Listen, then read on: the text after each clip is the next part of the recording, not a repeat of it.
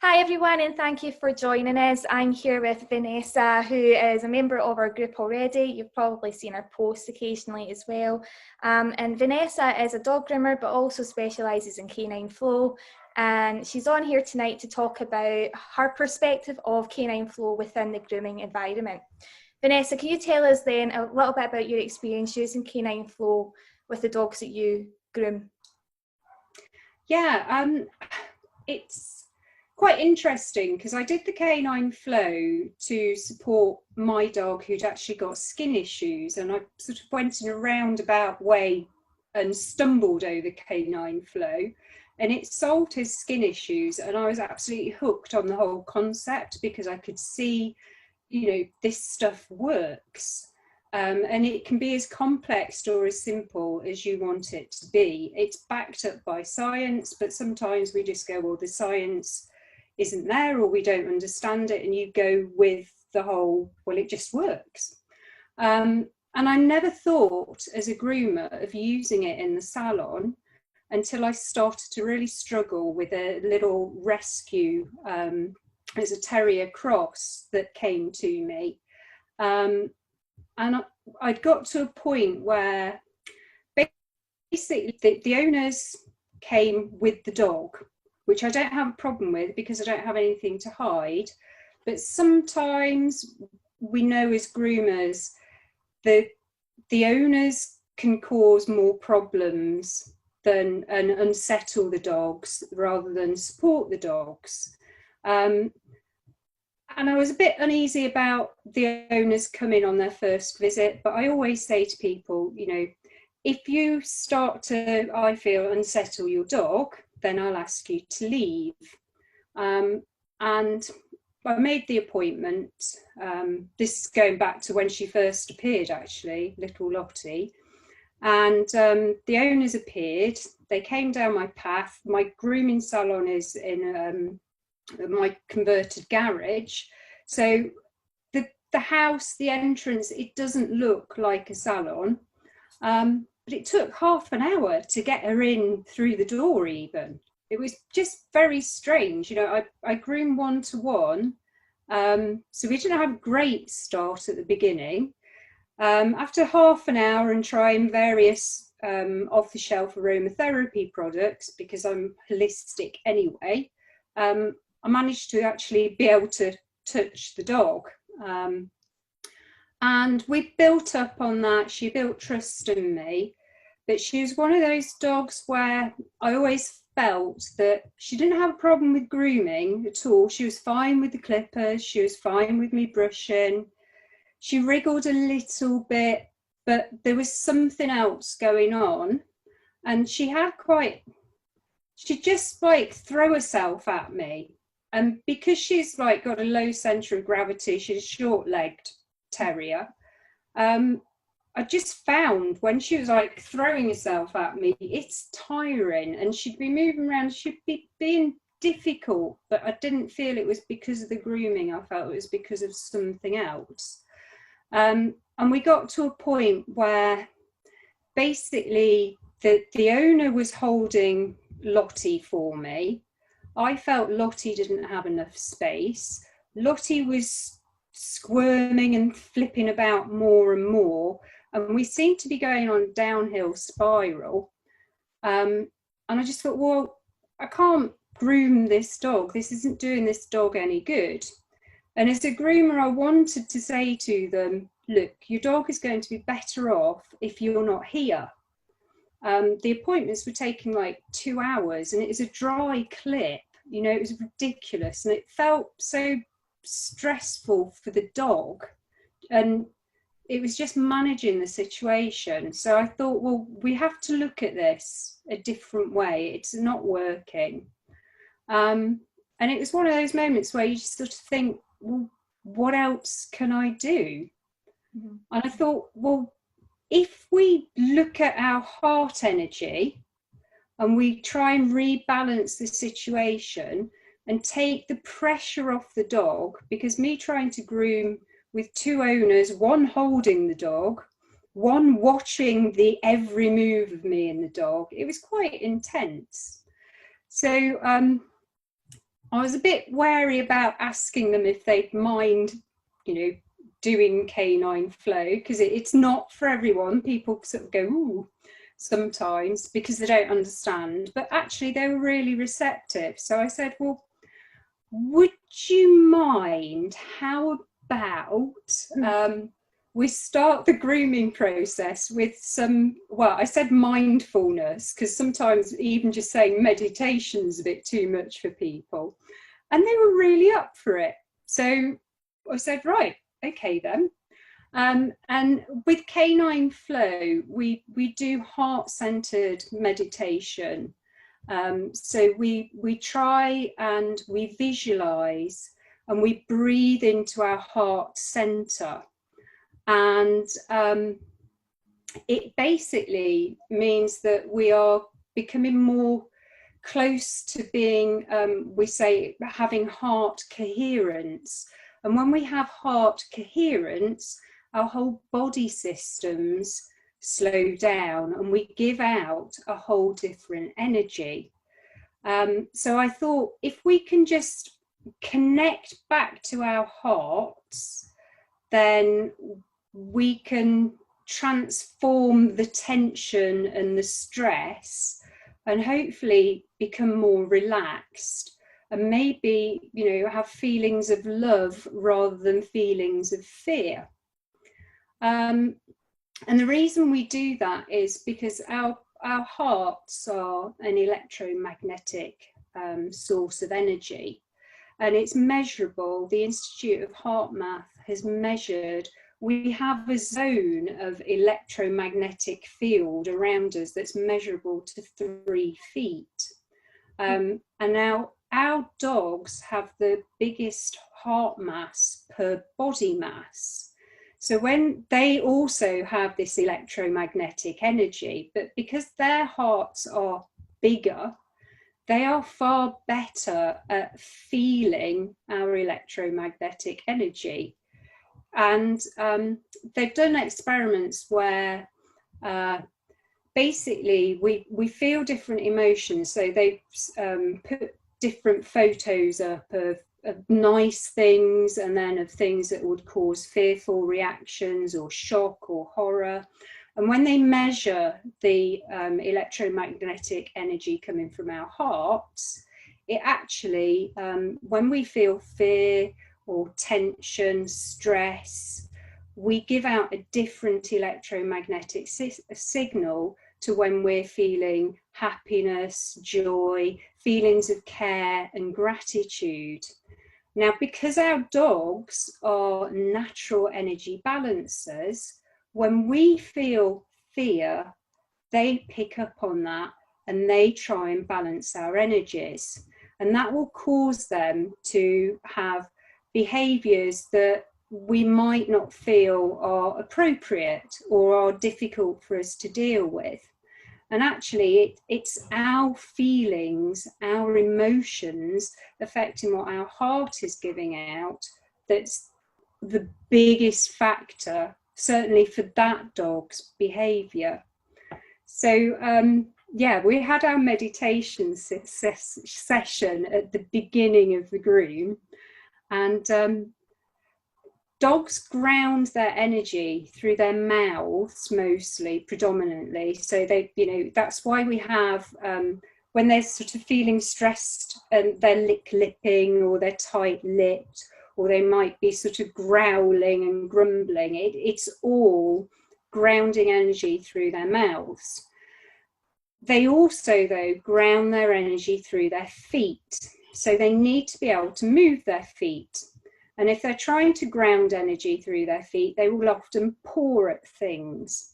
So we're sat doing this lovely meditation and we're visualizing, we've calmed down, we're breathing into our heart center and we're visualizing love for Lottie, and we're also visualizing the behavior that we want her to see, to have and show us.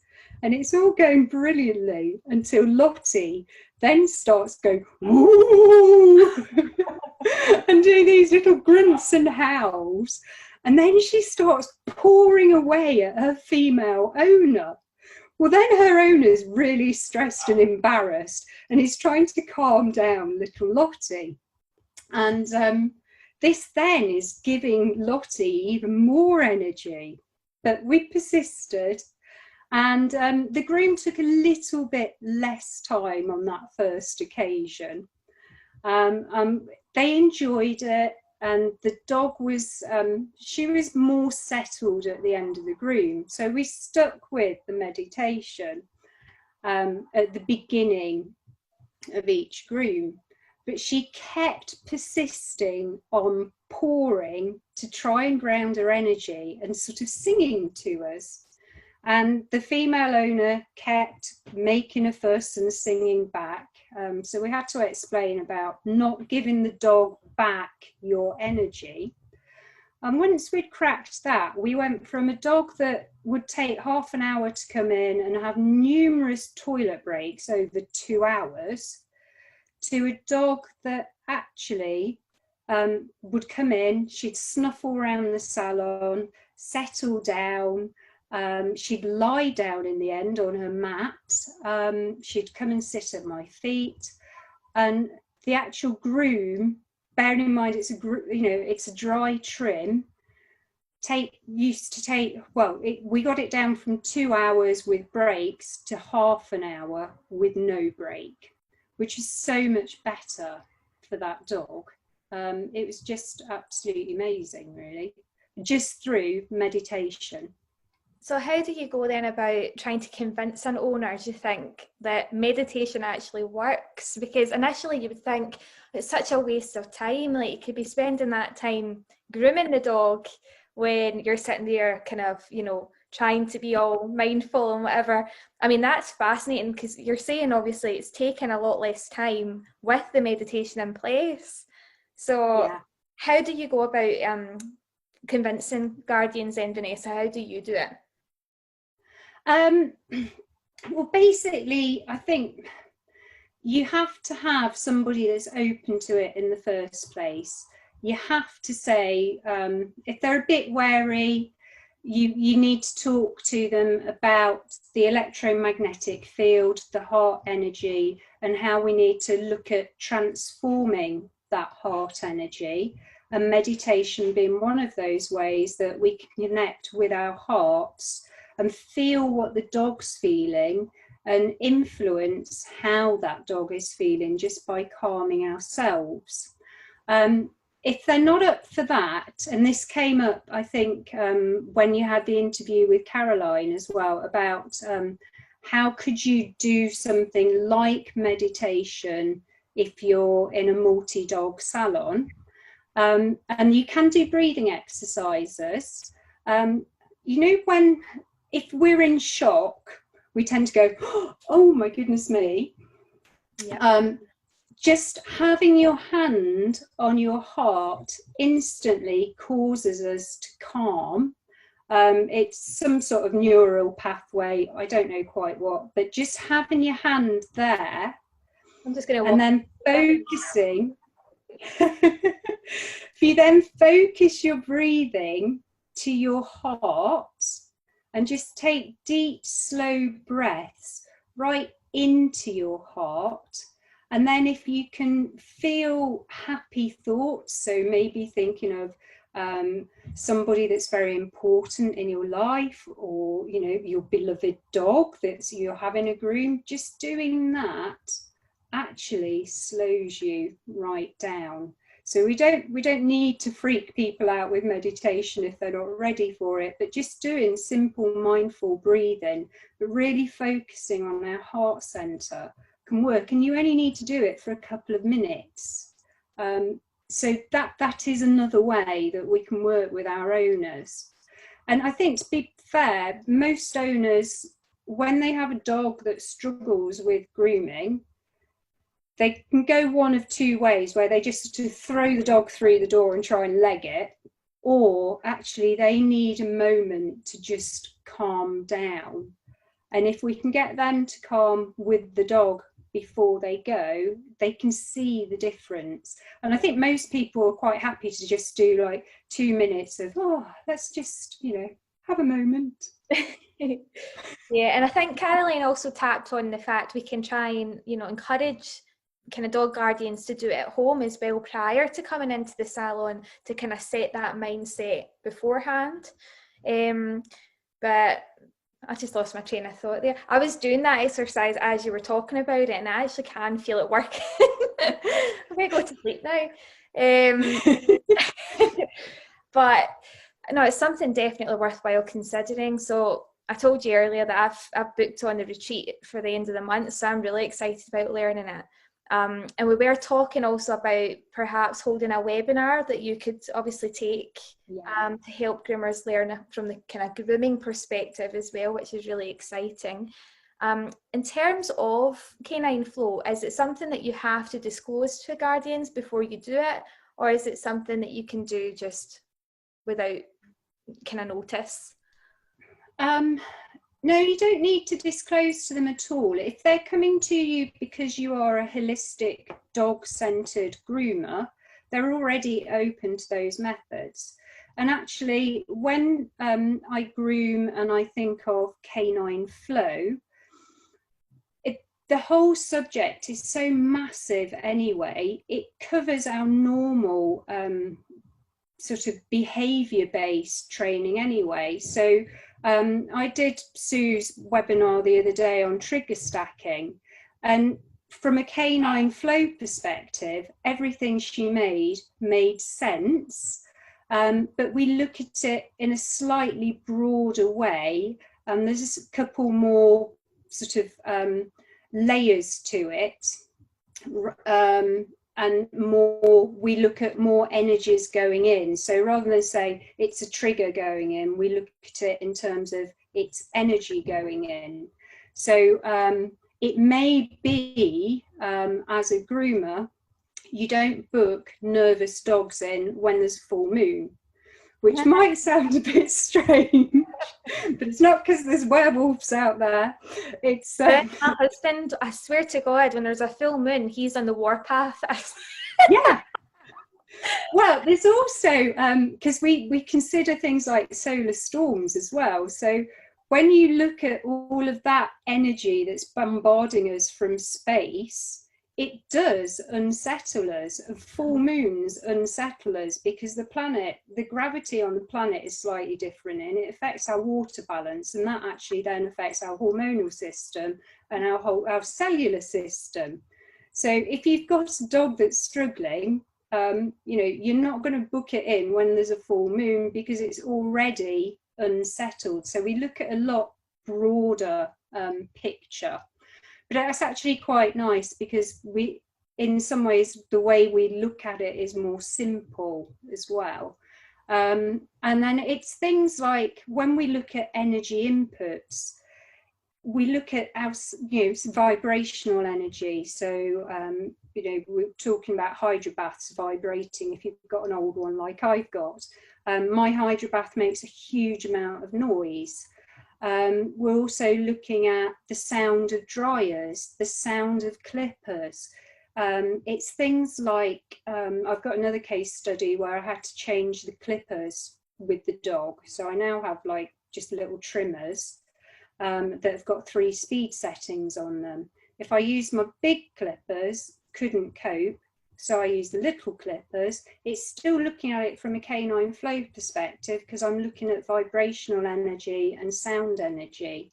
So a lot of the work we do as a canine flow groomer is just general stuff that a holistic groomer would do anyway, but looking at it with a slightly different perspective and maybe a broader perspective. Well, I've got a confession to make because when we were talking about hydrobaths the other day, I had said that my hydrobath is actually fine. And oh my God, I'm so wrong. So since you've brought that up, it's actually highlighted to me how noisy they are. And I've never thought about it. And that's shocking for me. Because, the sound of clippers and dryers are obvious. The bath just didn't seem to process in my head. And then when I had the wee dog in the other day, I was like, oh my gosh, it is so noisy. And it's the power behind it, I think, isn't it?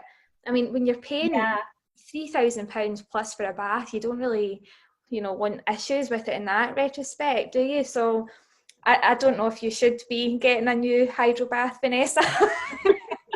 I think I have to retract what I said. I think what I need to do is get my hands on a new one and just have a listen to it. Because mine's like, it's over 8 years old now, because I've been grooming. This is my 9th year of grooming. They have changed. You can change the flow rate. But this is another aspect to when we groom, and being aware of our emotions and our feelings. So I love my hydro bath because it saves my back. It's so quick, and I get a really good clean finish without leaning over and killing myself. So when I say to a new client, I want you to ease your dog into having a shower hose on them, because I'm thinking I want to use my hydro bath, I'm saving my back. And when they just don't, and then I'm having to use the hand jug and it takes forever, and then you try the hose and then the dog's like barking and snapping at it, so you're back to the jug. And I've had to sort of change my mindset with that. So rather than feeling internally quite grumpy that the owner hasn't bothered to do this, I've changed my mindset with, you know what, we're just going to use the jug. I've got better with it. It's far better for the dog if I use the jug. It's not very often, and I know it will cope better with the grooming and the clipping. Yeah. But when you're sort of internally about somebody not training their dog to use your hydro bath, of course that then gives us muscular tension. The dogs don't necessarily connect to our heart energy as much because we don't live with them, but they're going to feel that. So a lot of it is about attitude as well. So one of the problems that I have with Lottie is, and this is a thing that groomers will all understand, lateness. When they don't turn up to their appointment on time and you're like, I'm a one-to-one groomer, or you've got a whole load of dogs booked in later, and you're there and you're looking at your watch and you're going, what am I going to do? I haven't got enough time. It's going to have a knock-on effect. And Lottie's owners are always half an hour late, which drives me bonkers because my cut-off time is 15 minutes. I train all the people that come to me. If you're more than 15 minutes late, you've lost your appointment. I've never managed to train them. I've only managed to manage them. So what I do with them, it's a change of mindset. The dog takes half an hour to groom. They take 10 minutes to come in and settle. Meditation's 20 minutes. Half an hour to be late. And then they take ages to clear up and go because we're chatting and, you develop a relationship. So they are booked in for 2 hours. They're only with me for an hour and say 15. They're charged for 2 hours. So I will be walking around going, you know what? I'm cleaning my salon. I'm having a cup of tea. They're paying for this. And it just makes the whole thing so much more manageable. So we're looking after ourselves. And it's little things like that that make a whole difference to the energy that we're giving out and how we feel as well, and whether we're getting run down and feeling that we're lacking energy because things are stressing us. So yeah, you have to look at things differently sometimes. I think that's probably why it's a good idea to charge your hourly rate as opposed to your kind of box standard rate. I've only recently put my prices up, so I'm in a situation where I can't change my pricing structure just yet. But come the new year, I'm definitely changing to an hourly rate as well for that reason, because it's so much time that's wasted that you do start to build up that resentment towards people, don't you? Yeah, and you get annoyed. It's stressful. And you're trying to be professional and run a business, and these people just don't seem to appreciate it. But yeah, there are ways of looking after ourselves and working around it. And as soon as you go, right, let's take the stress out, let's focus on our heart, let's think of and feel love and gratitude rather than anger and irritation, suddenly everything becomes so much easier. And it has a huge effect on not only the dogs that we groom, but the dogs we live with as well. So, and you said as well that the meditation side of things will last around 20 minutes. Is that is that the period it takes for every dog, or is it, often less time or more time? Well, depends how late they are. True.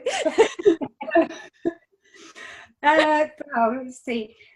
Usually 20 minutes is quite nice, but there are, because we do like heart-centered meditation and we visualize, we don't necessarily always, once we've sort of got used to this type of meditation, we don't always need to be visualizing the behavior of the dog to lower our heart energy. So one of my favorite general sort of meditation people is Jason Stevenson, and he does so many lovely guided meditations. And you go onto YouTube, if you put in Jason Stevenson 10-minute meditation, you'll get 10 minutes. He does 5-minute ones. You put in the time, you will get a nice visualized meditation that will change your heart energy and bring you close to having heart coherence. So you go with it, really. And do you play classical music or anything in the background when you're grooming, or? No. There is a tale to tell with this. Oh, no. I started off because my background, I have a degree in cellular molecular biology.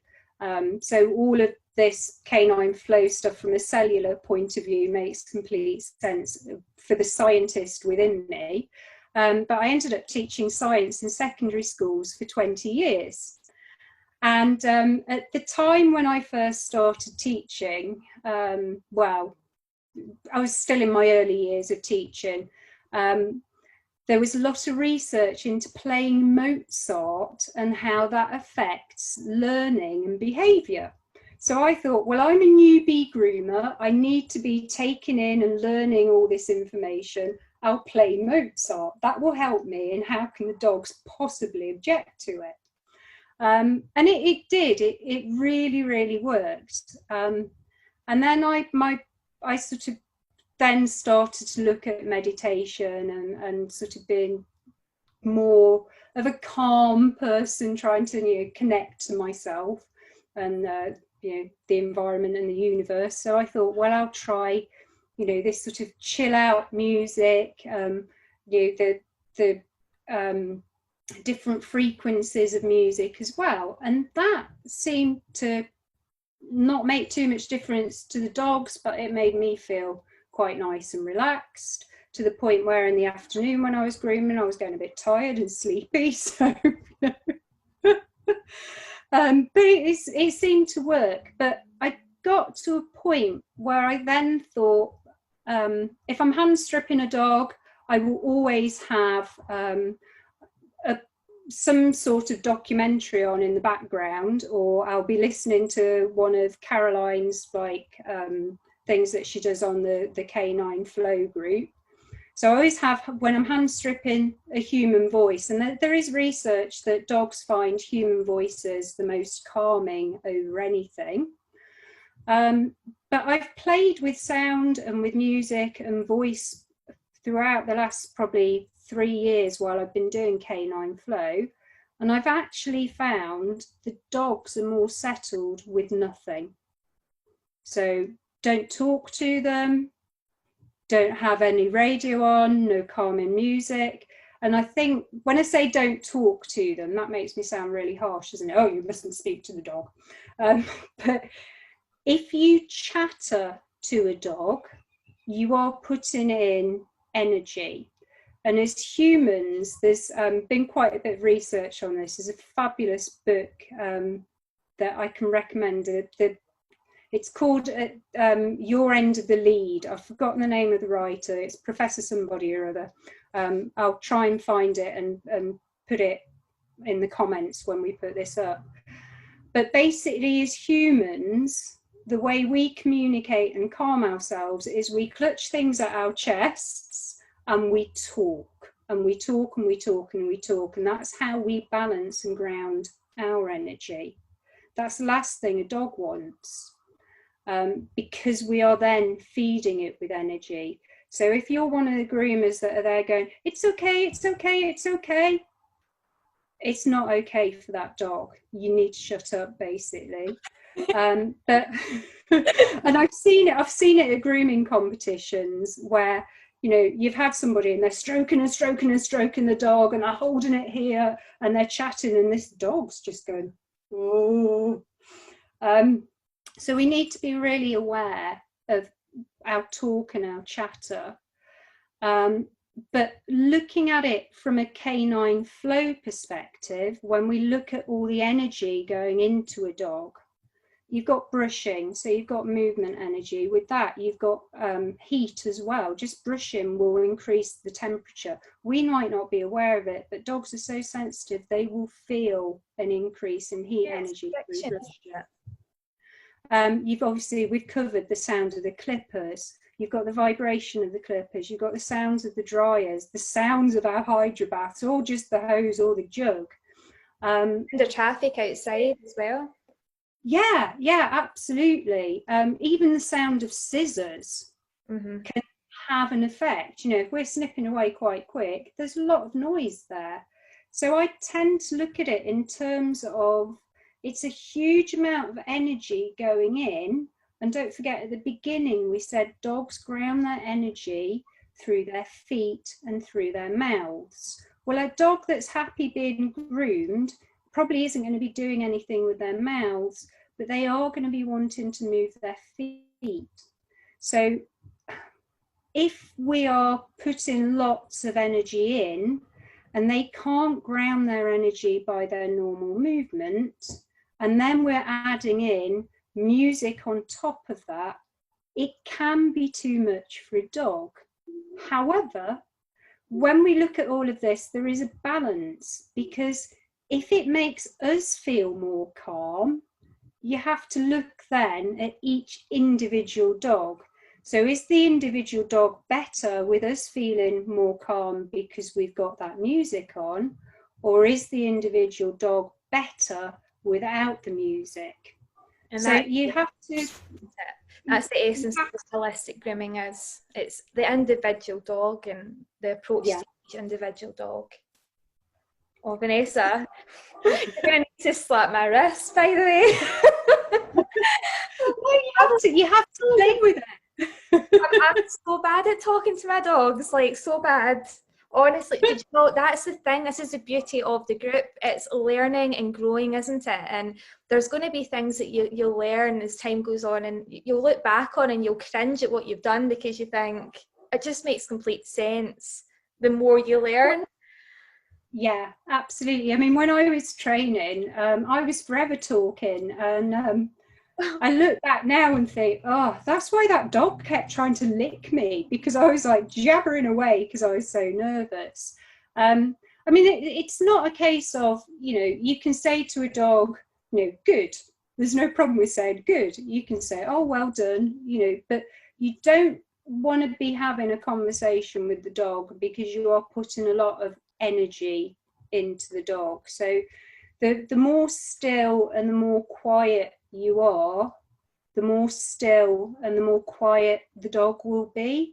I listened to, it was a seminar by Colin Taylor years ago, and he said, don't talk to dogs. And I was like, that's really horrible. What do you mean don't talk to them? What, we can't soothe them? But actually, you know, and the thing with Canine Flow is so many groomers, really great groomers that have been grooming for years, are instinctively working with Canine Flow methods. So Colin Taylor said at that seminar, don't talk to the dog. Well, actually, when you look at it from a Canine Flow perspective, no, don't talk to the dog. However, dogs feel, and they are emotional creatures. So, you know, if a dog's struggling a bit, yes, you can comfort it. You can say it's okay, but don't start jabbering at it and going, it's okay, it's okay, it's okay.